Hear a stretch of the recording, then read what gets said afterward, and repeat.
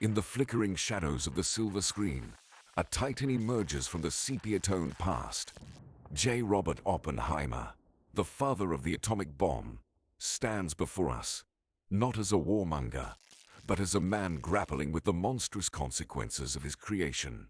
Christopher Nolan's Oppenheimer is more than a historical biopic. It's a Stoic odyssey, a searing exploration of human responsibility in the face of absolute power. Stoicism, that ancient Roman and Greek school of thought, posits that happiness lies not in external circumstances, but in our internal control over our perceptions and reactions. It's a philosophy forged in the fires of adversity, a shield against the slings and arrows of outrageous fortune. And who better to embody this than Julius Robert Oppenheimer, the man who birthed the most destructive force in history, yet grappled with the moral quagmire of its existence. From the outset, the film establishes Oppenheimer as a man burdened by the weight of his intellect. His brilliance, like Prometheus' stolen fire, illuminates the path to both progress and destruction. The Trinity test, a blinding flash that shatters the desert silence, becomes a baptism by fire, a stark reminder of the Faustian bargain he's made. As Oppenheimer watches a slow-motion nuclear test with a chilling detachment, we're drawn into his internal conflict. Is he a Prometheus, bestowing fire upon humanity, or a Pandora, unleashing chaos from a box he can't unseal?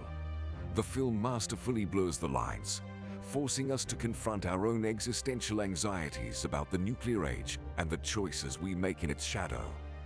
As the film progresses, we witness Oppenheimer grapple with the anxieties that gnaw at his soul. The whispers of regret, the haunting faces of Hiroshima and Nagasaki, threaten to consume him. But in these moments of despair, he finds solace in the Stoic practice of amorphati. He accepts the burden of his creation, not with resignation, but with a tragic nobility, a commitment to mitigating the fallout of his actions. Oppenheimer, facing the congressional hearings, stands accused of communist sympathies. He can easily deflect, appease, or even lash out. Instead, he chooses honesty, the Stoic virtue of aligning one's words and actions with reason.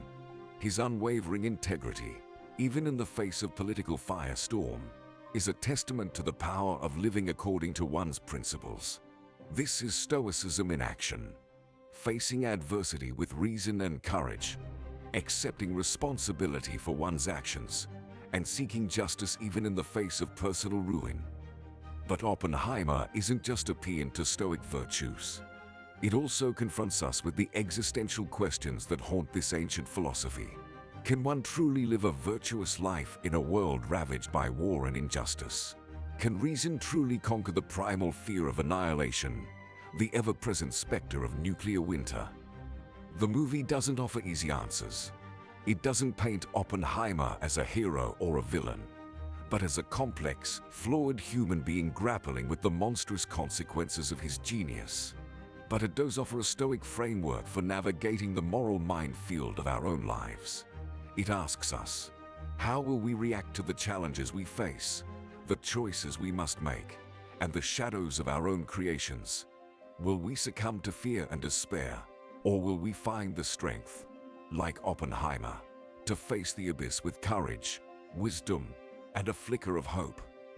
The film is widely considered a masterpiece. Nolan's masterful direction, Cillian Murphy's nuanced performance, and the hauntingly beautiful score combine to create a cinematic experience that is both intellectually stimulating and emotionally resonant. It's a film that will stay with you long after the credits roll, prompting reflection and self-examination. Is Oppenheimer a perfect film? No. The narrative occasionally succumbs to Nolan's proclivity for expositional bloat. Yet, its flaws pale in comparison to its ambition and boldness. Therefore, my rating for Oppenheimer is 4.5 out of 5. It's a philosophical inquiry, a call to arms for a generation teetering on the brink of its own atomic age.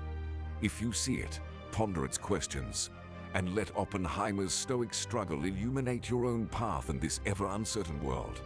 Remember, The fire is within us all. The choice to embrace it with destructive rage or channel it towards a brighter future lies in our own hands. And that, perhaps, is the most stoic lesson Oppenheimer offers us. Thank you for watching. We appreciate you joining our journey through the profound philosophy of Stoicism in daily life and pop culture. We'll see you on the next one.